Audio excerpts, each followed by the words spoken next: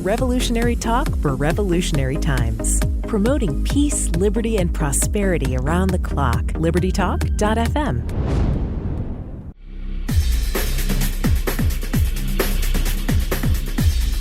Welcome to Living in the Solution with Dr. Elena George. Today I have a very special guest on, somebody who I'm looking forward to speaking to. Her name is Miss Rosemary Frei, and she has a master's in science and molecular biology from the Faculty of Medicine at the University of Calgary. She was a freelance medical writer and journalist for 22 years, and now she's an independent investigative journalist. She has many interviews, and you can see one of her most recent ones on June 15th called the Corbett Report.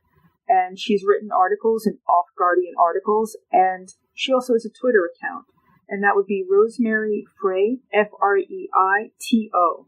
And today we're going to talk about a topic that I think we're all living in, but we may not really.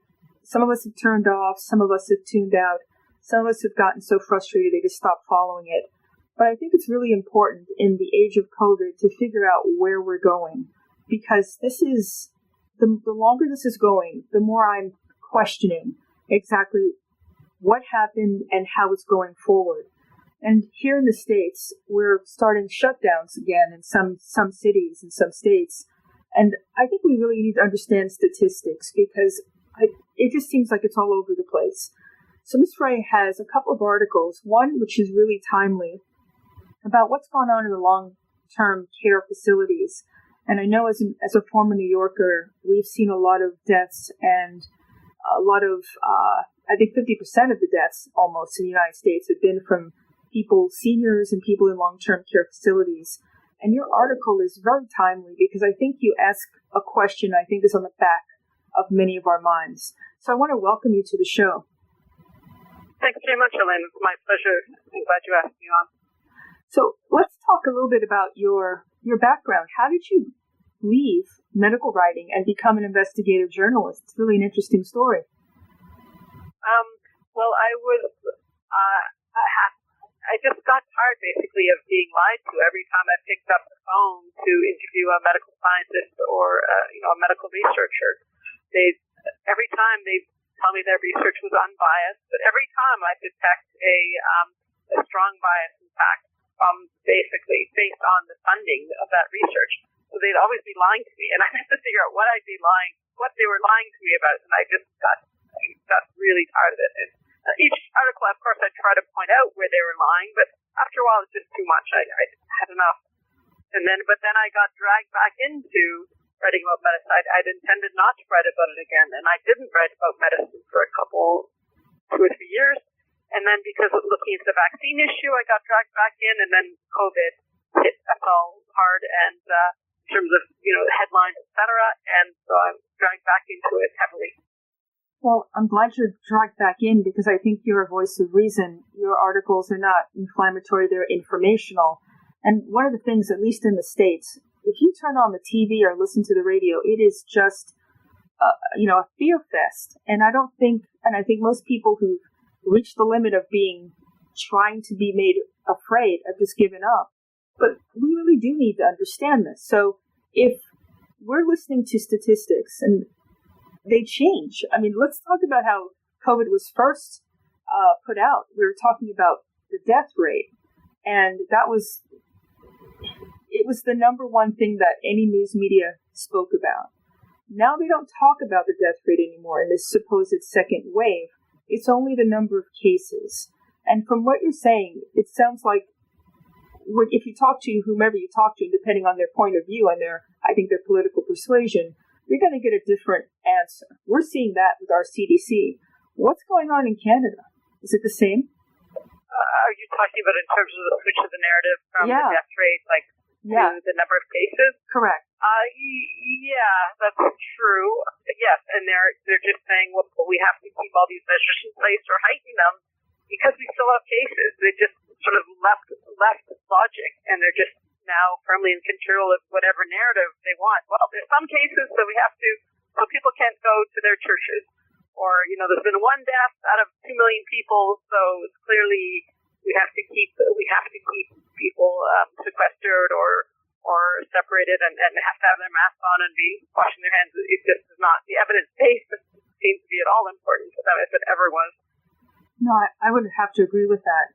For us, it's wear the mask, don't wear the mask, and now wear a mask in your home by yourself. I mean, it's not science-based at all. It's almost like they're grasping at straws because people, I understand at the beginning, nobody really knew what this was going to be, and it was the fear of the unknown. But as it's unfolded over the past 3 to 4 months, we've reached our peak, and the concept of herd immunity doesn't seem to exist for people.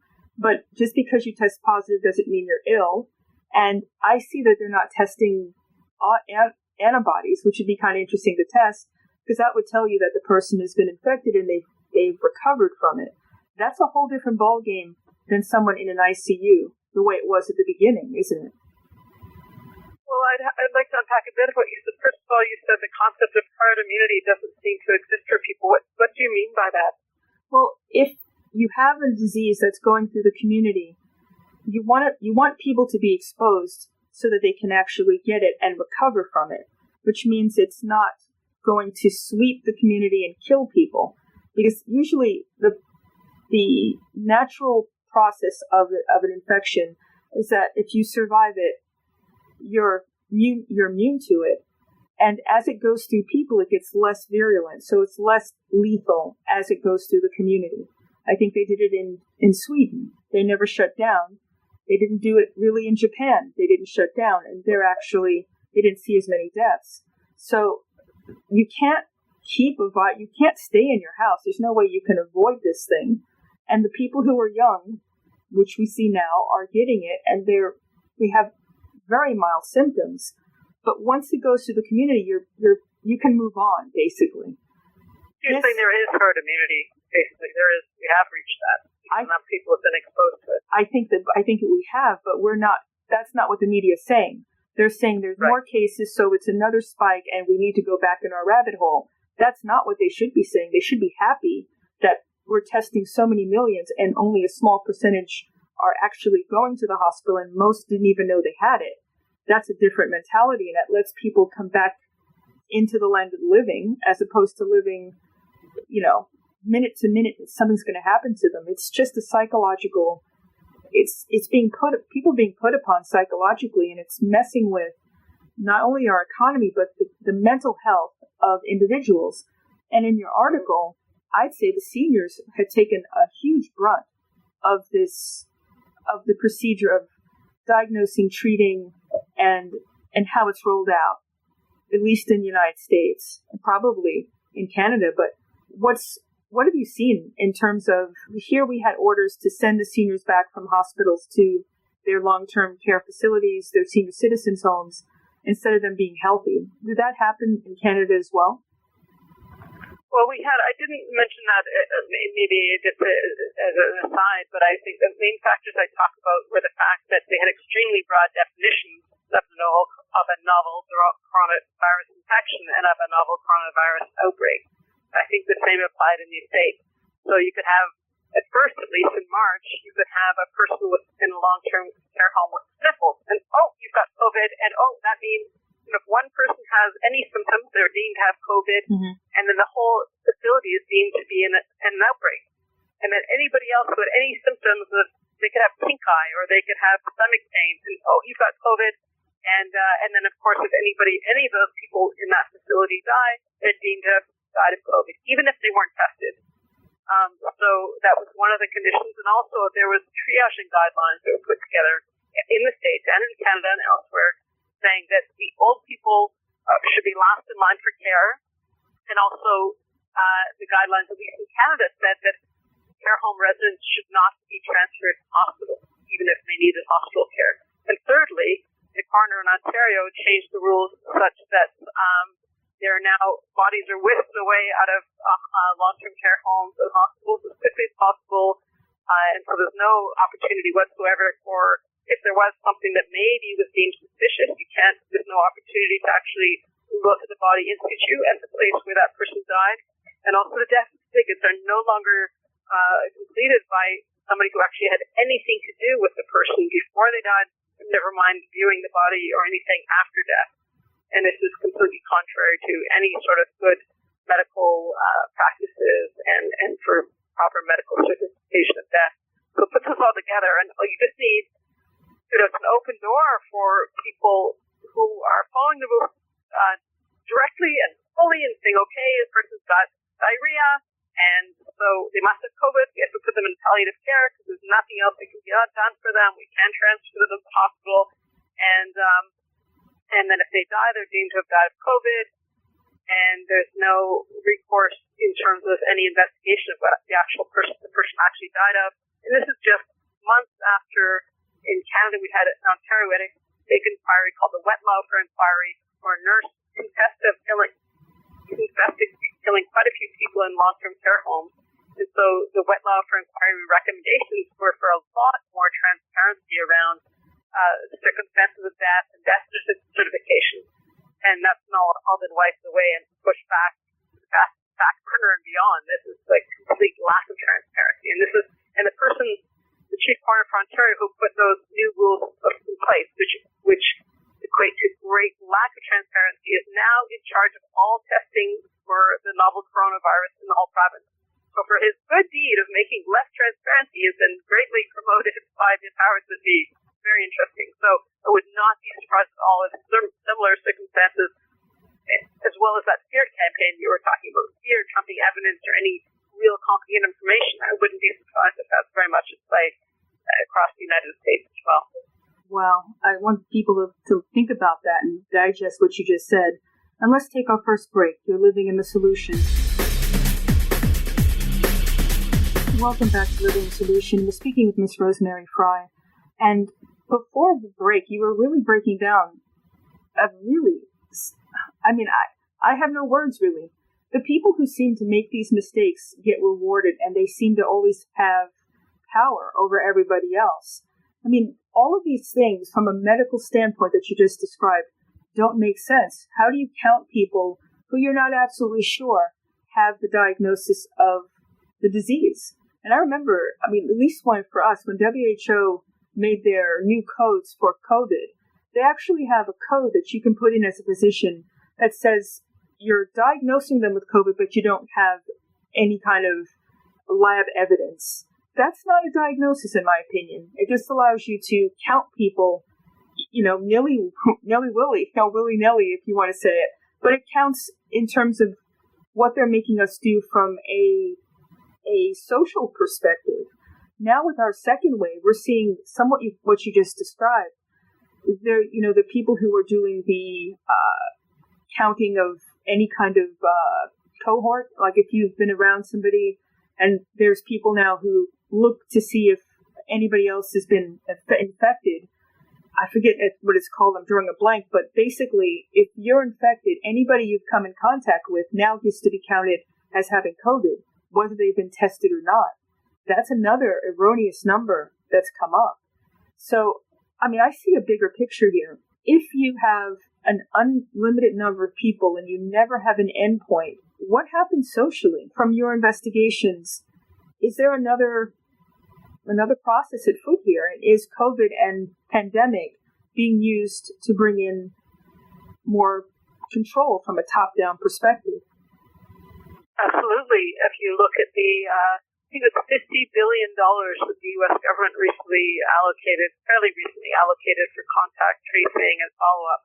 And that's a mass system of surveillance. And it's interesting to follow the context of who is follow the money as usual. And that's a lot of money to be made. And it's not at all clear why this should be happening at all. If it exists, this disease exists, and there's certainly controversy about whether it exists at all, whether the novel coronavirus exists at all. I've written about that.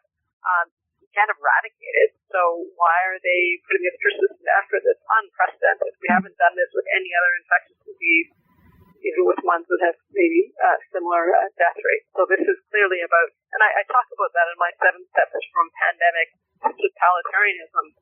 There was an Off Guardian earlier this year. I talk about how this is very much part of the agenda of just a surveillance state, all pervasive, 24/7 surveillance totalitarianism regime without evidence-based. It's interesting, and the way they do it is always about health. It's about, we care about your health. We're trying to keep everybody safe. And it preys on the good nature of people. No one wants anybody to be hurt. Nobody wants to put themselves out there and put another human being at risk. And that's how they're playing this.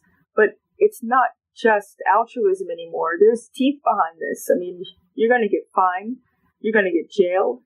I mean, in some of the states here, they've actually started to implement some really nefarious, rules to keep you in line. I mean, in New York now, you have to give them your address of where you're going to stay, and if you don't, you're going to get a $2,000 fine. So I think it seems like it's gone through some sort of process where it was just fear-based. Now we've gone through a lot of it, and it's not what they said. The death rate is not what it said. We're on the other side, for the most part, looking back. And now it's become more totalitarian, like you described. There's consequences for not towing the line and getting in line and shutting your mouth. Here, we're seeing a lot of the First Amendment for us is major, but you can't seem to speak about anything. You cannot have an opinion. What's it like where you are? Yeah, certainly people are heavily painted as being conspiracy theorists if they question things. And the last article I co-authored, is now been officially refuted by a WHO, World Health Organization affiliated group. And if somebody tries to post that article on Facebook, the article I co-authored, then it's got a labeled as being misinformation, and they have another article refuting, so-called refuting our article. I'm going to be writing about that. So they just they have they're spending a lot of time and money and human resources to paint things as if it's not the official narrative, that it's misinformation and it's damaging, and we're going to kill people if we question the narrative. And they've managed to fool a lot of people by using various techniques to capture lots of different portions of the population, the better educated, the less educated, people who consider themselves well informed because they read the New York Times. They also believe that questioning the narrative is misinformation. There are plenty of people, I'm sure you've run into a lot of people I do, who think that if they read the New York Times, they know what's going on. It's quite funny. So, they've fooled a lot of people. But they've been working up to this, to be fair. It's not like they just accomplished all this in a few months. And there's been a lot of moves to controlling the narrative in the press for decades. I mean, it started out, the mainstream media at least is corporate controlled. It always has been. Mm-hmm. But then they've been censoring more and more, I would say, over the last at least 10 years.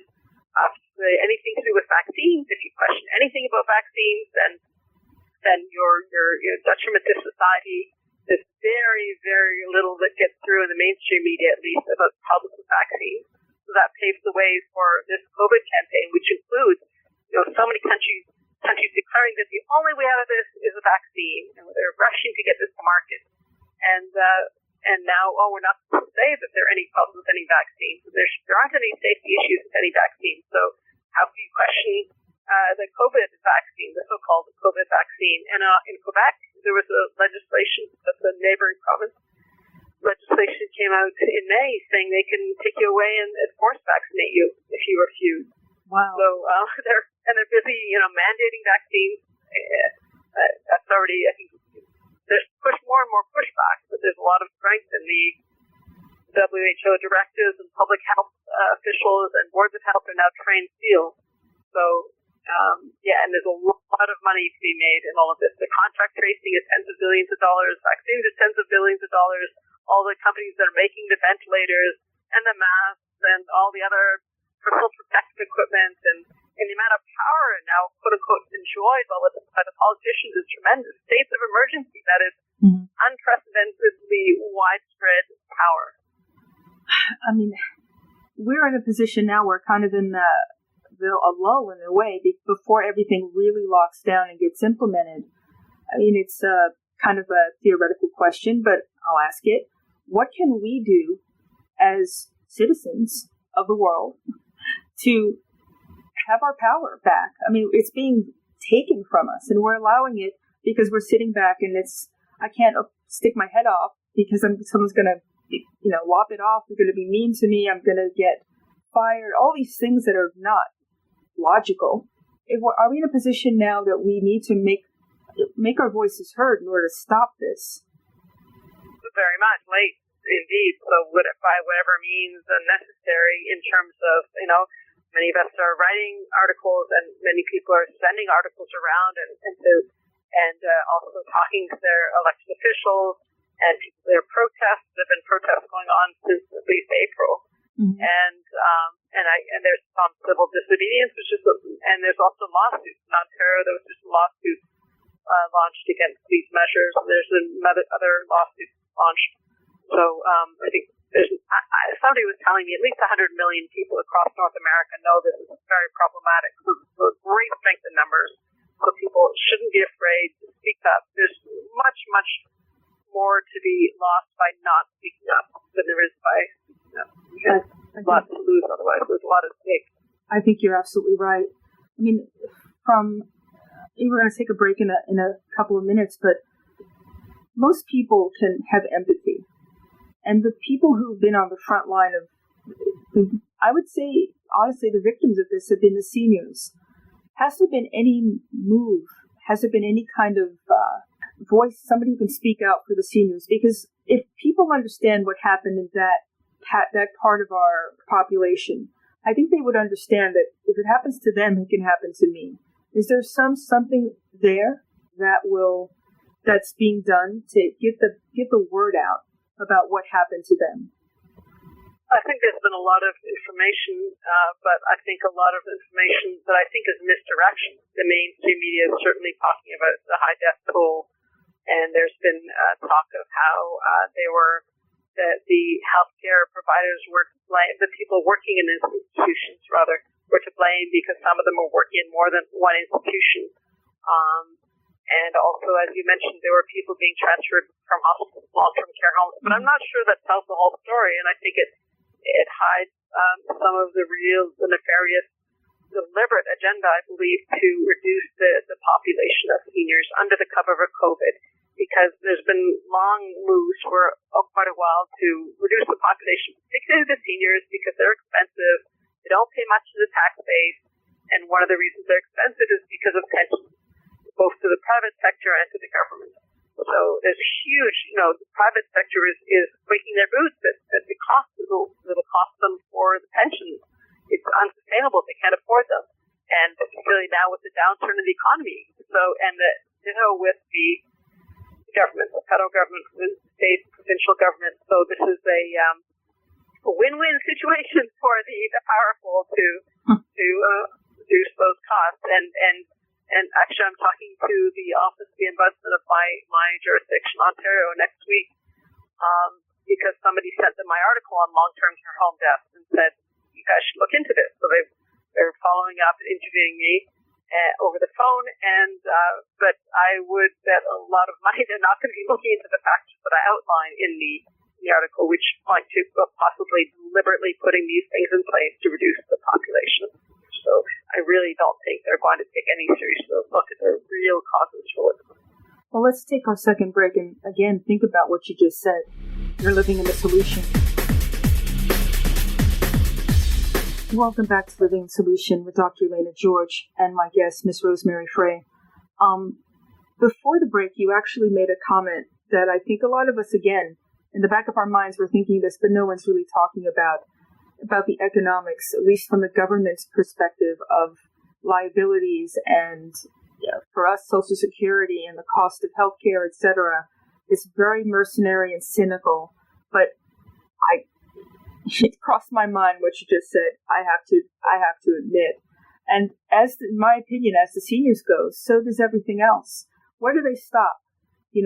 Are you going to have people with disabilities? Are you going to have young children who are born with various ailments that they end up in this catchment as well, because the good of the many outweigh the needs of the few? I mean, this is not a system, at least it's becoming not a system about health anymore. It's about control. And they're putting all of us on a grid. If you're a physician, you can't speak your mind. You might get called in front of the board You might get your license taken away. You might get fired from your job.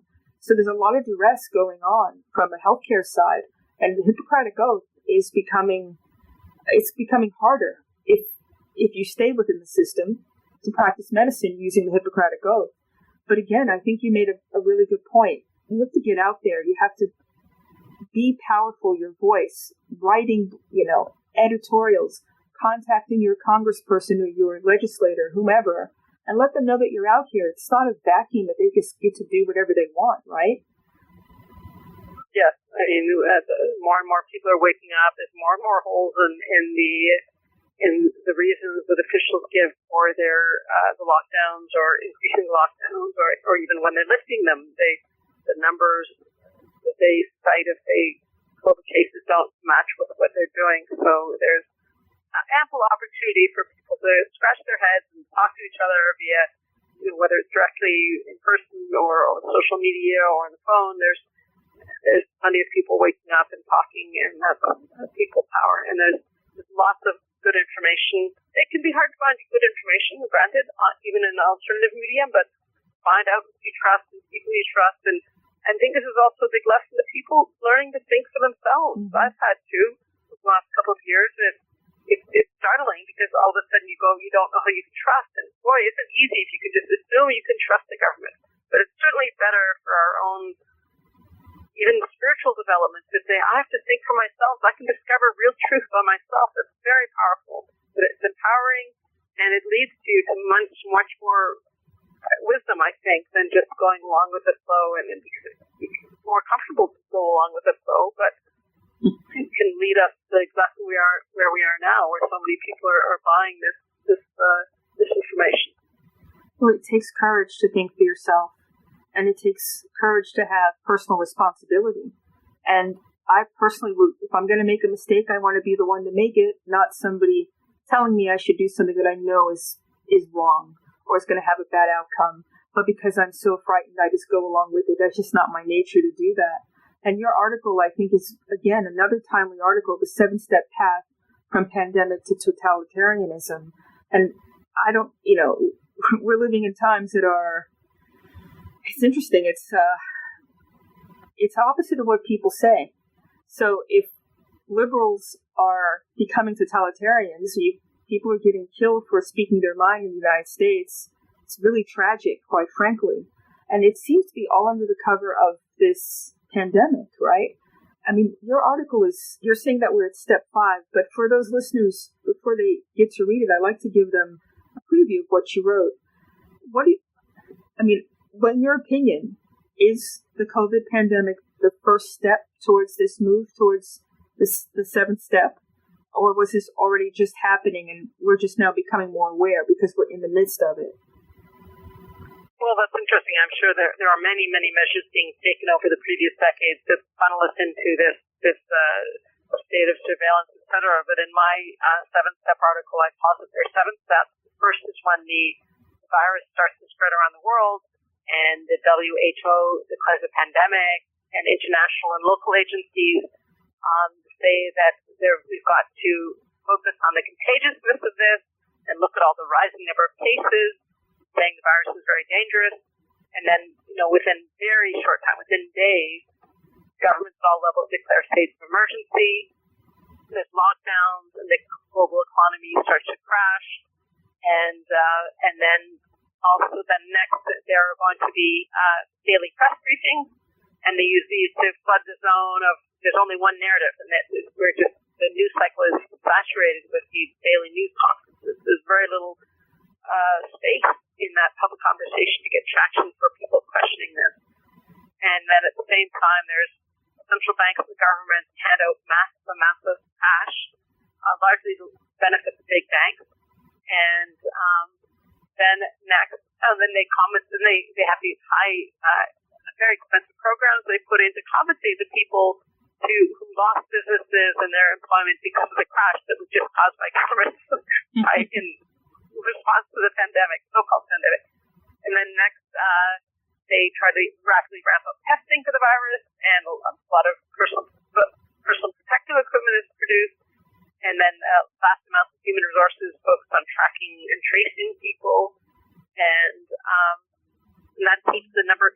actually exposed to the virus, the so-called virus, is very low. And I pointed out in my first article for Off Guardian in April that this is exactly what Bill Gates and his ilk. Bill Gates is very influential. Most people have heard of him as the founder of Microsoft, and he's very influential in public health. He's very influential in the WHO.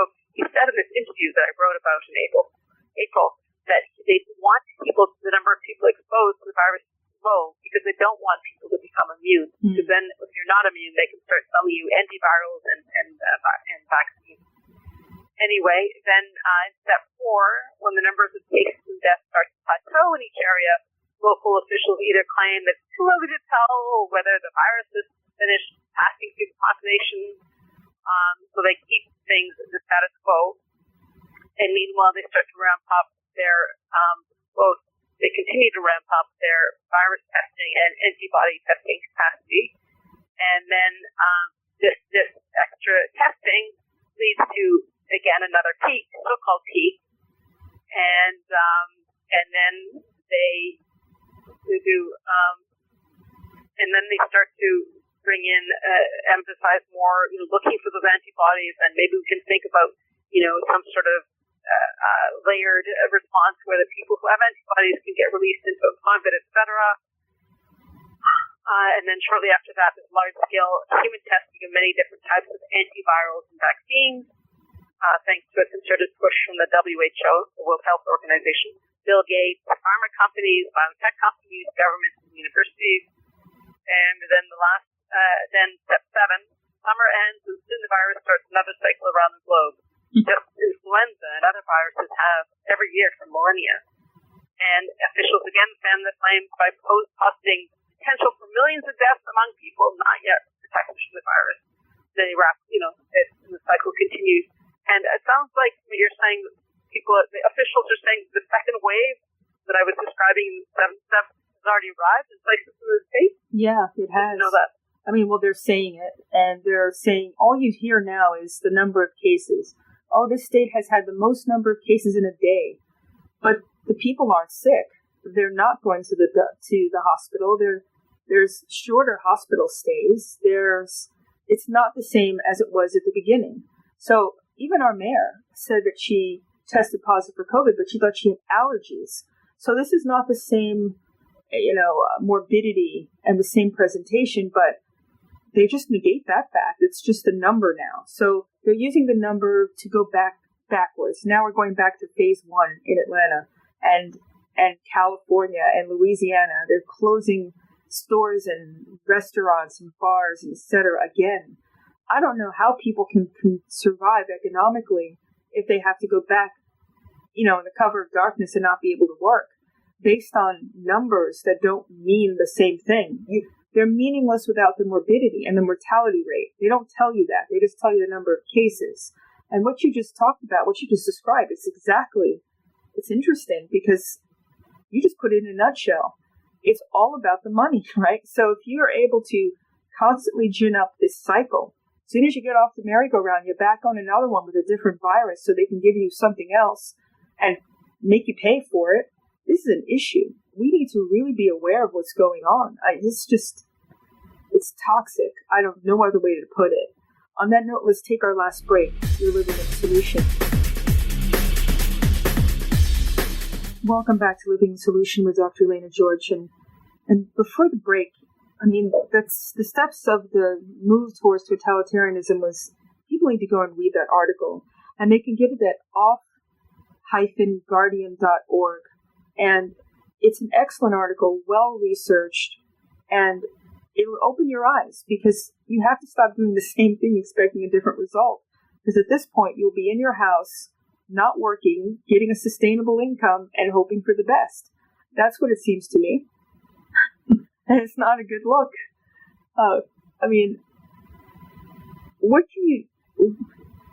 Why does Bill Gates have this much power? He's not a doctor. He's very, people say, well, he's not a doctor, but you know what? He's very, very smart. So with that in itself doesn't say he's not, can't do anything, but he's extremely strategic. It's a multi-generational project.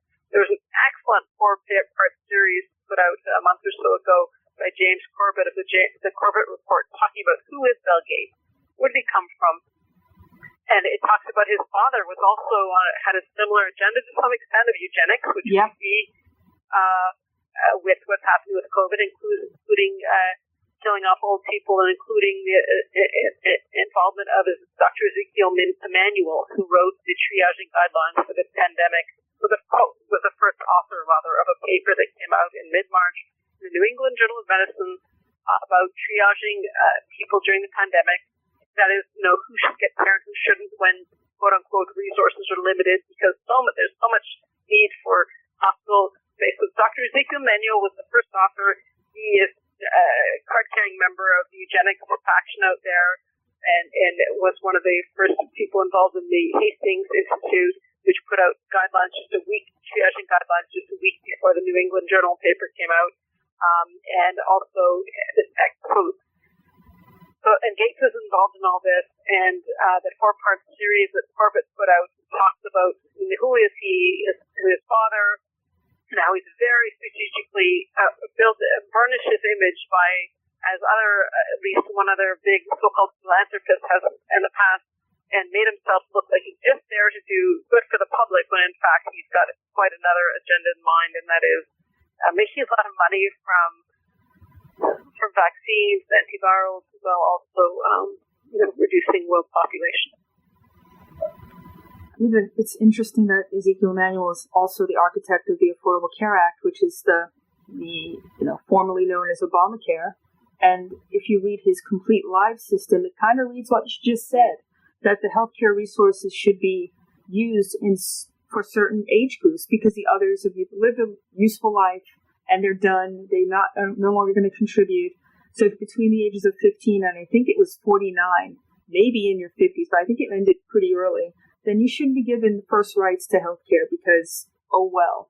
And that mentality is not appropriate. It's not about Hippocratic Oath. That's not about health, and that's not about helping people. And people need to realize that there's no way, honestly, that you can give someone a vaccine that's been tested for a few weeks. It takes years sometimes to approve these things. How do they know what the long-term effects are? You don't. And it's experimenting on people, if you want to be honest about it. And there's also a good argument to maybe you can't make a vaccine for various reasons. My last article was about a Bulgarian pathologist whistleblower who said there's nobody who has died of COVID in Europe, that there's no monoclonal antibodies to it, presumably because, there's questions about the virus exists, and therefore whether there are any antibodies for it at all. And you can't make monoclonal antibodies without the original antibodies being found. Mm-hmm. And also, so the whole point being that it's all sort of just one falsehood after the other, and it's all about just all the money that answers a lot of questions. I think you're absolutely right. Another little piece of this puzzle is the testing itself, right? There's questions about whether these tests are valid, like the PCR, which is the test that amplifies a piece of genome of a virus, and it amplifies it in order for it to get enough so it can be read, with the mindset that if you have COVID or you have a piece of, actually this is the problem, right? Is it the COVID virus or is it COVID-19 that they're measuring? Because everybody's had a cold, and if you're amplifying a tiny piece of DNA, will it test more people positive that actually never had it? And there's a lot of questions about whether the testing is valid and whether it's accurate. There's a lot of questions about, there's huge very high rates of false positives, even though they never mention false positives. Uh-huh. They have about the antibody testing, but they never mention false positives when it comes to this polymerase chain reaction or PCR testing. That's a clue. And it's basically a coin toss whether you'll test positive or not, and yet they make it seem like, oh yes, it's very accurate. There's no false positives. They mention false positives at all. And there's so many crazy things about it. It is, and of course, the average person is just going to take what they're hearing on the media, and the media is corporate media. I mean, just think about this for a second, folks. when you're watching your news, what's the commercials in the breaks? They're always drug commercials, some sort of pharmaceutical commercial. They're never going to be able to tell you have a question mark, put people on with an alternate view. That's never going to happen because you have to follow the money. And, you mentioned something about the mindset of the people who are running these vaccine trials, etc. They all have something to gain. They all stand to gain because there's some sort of monetary involvement behind the scenes. I personally would just like to see everybody just be honest. Tell me what your fiduciary, benefit is. Do you have a patent on it? Do you work for the company? What do you stand to gain? It allows all of us to actually be informed consumers instead of just being told, shut up and move along. We need to know the truth. I don't think that's a lot to ask, and let people make up their own mind. What do you think about that? Absolutely, and we should be asking why the media aren't asking public officials, and not just Trump, but members of government at all levels, what's your stock or portfolio or your financial holdings? Do you have any financial interest in this, or do you have family members who are involved? And that, for some reason, government officials aren't required to disclose their conflicts of interest, or if they do, they just say, "Oh, there's nothing to see here. There's no conflicts of interest." Whereas a little dig beneath the surface shows they're rife with conflicts of interest. And medicine has long had that problem since the mid-70s. Medical research used to be fully funded by the government. That really slowed down starting in the 70s, and corporations have filled that vacuum, and huge conflicts of interest arise, and they're traced through to the powerful, and of course then the powerful don't have rules that they don't have to disclose the conflicts of interest. It's like a double standard and hypocrisy on steroids.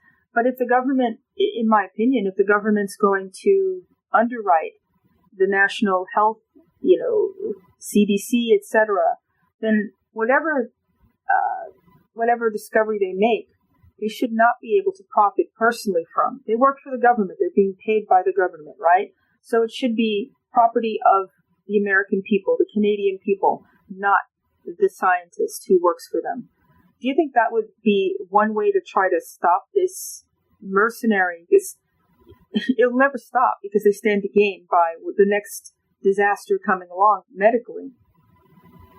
Yeah, we just need more transparency, more accountability, more honesty, and we need people like Fauci to disclose that he's profiting from some of these antivirals and vaccines that are being produced. And we certainly have to cross those, try to open our ears to people who have different points of view. That's so difficult now. I've changed so much just by saying, wait, by reading books and opinions from people whose opinions we're supposed to think are totally stupid. We're all supposed to think that the press here is just full of everything Trump, for example, says and does is absolutely ridiculous and evil. But so it says, look at Trump. Don't look at all the people at your politicians and public health officials in your own backyard who are very problematic. And people just dumb down the conversation. You're supposed to shout at people across opinion lines rather than saying, let's sit down and talk, and I want to learn from you. Right. And that's been shut down, and who benefits? The status quo benefits. Not us. No, it's the status quo. And we're the resource that they're going to use to make their money and to have their power. And as long as we veer from one frightening experience to the next and hoping that someone will take care of us, that's exactly what they want. They don't want someone who's going to question. I want you to tell me why I need to do something. And you need to cite your source. And you need to prove that it's a benefit to me and that it doesn't hurt me in some way. They're not about taking care of us. If they were, we wouldn't be in this position, would we? But I also find it very difficult to find people who they're invested in this debate and looking to things, but they're really not willing to do their own fact-checking. They rely on people like you or me, and that's an abdication of people's personal responsibility. Don't let somebody else do the fact-checking for you. Know that you're empowered. Yes, you have the capability of looking for original sources and looking at that information, deciding for yourself. That somehow, I don't know what's caused people to, I don't know if it's laziness or they're too busy taking care of their gardens or their children, or I don't know. That's a really big problem. And also people are so busy watching TV or Netflix, It's not encouraged to actually spend some time just doing research because that's boring and it's antisocial. But that's essential. We should all be our own fact checkers. It's tremendously empowering, as I've said, and the truth really does set you free. It takes you out of that cave and that fog into the clear light of reality. Even if that reality is frightening, I'd take that any day. It's much more valuable than living in an illusion. I couldn't have said it better. And it's freedom. And it's you owe it to yourself, and you actually owe it to humanity to think for yourself. Because if you don't, we're not going to be in the position to be able to do that down the road from where this is going. You know, the next lockdown, the next economic turndown, the next time they take your job because it's not, you know, you're putting other people at risk from a medical perspective. And it's very difficult for most people to understand medicine, right? They're more likely, and this is actually pretty ingenious if you think about it, they're more likely to say, I don't know, I can never know, so I trust you. But you're absolutely right. You have to do your own research. You have to go, don't listen to my show and just take it. Do your research. I sit here every day and do mine. And I try to get information out to my listeners so that they can do their own research. If you don't know what you know, you don't know what you don't know. So if something jogs you, like, for example, I had no idea the CDC was it has a foundation. It's a private entity. It's not really run by the government. I didn't know that. And that took me down another path of, well, if they're really out for themselves, do they really want to work for the benefit of the American people or the world at large, or are they just trying to make a buck? So these are all things that you have to get out there and be brave. And listening to our show, reading your blogs, listening to your interviews that you do is the first step, because you have to have the kernel of want to, don't you? Yeah, and it is time consuming, but people spend, I don't know, half an hour a day. They can glean a lot of information if they find reliable sources like your podcast, your information, and the Corbett Report and Off Guardian, and there's others that then they can value. That's extremely valuable. In the 30 seconds we have left, how can people reach you? How can they read your blogs and follow you on Twitter? My Twitter is at Rosemary Frei, ROSEMARY, Jefferson Frei, ROSEMARYFREITO. Other than that, I could probably reach me through you.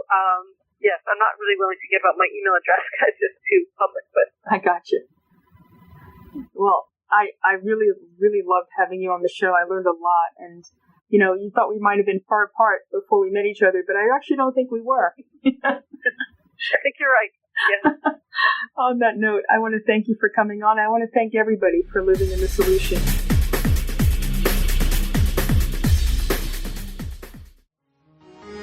Revolutionary talk for revolutionary times. Liberty Talk FM.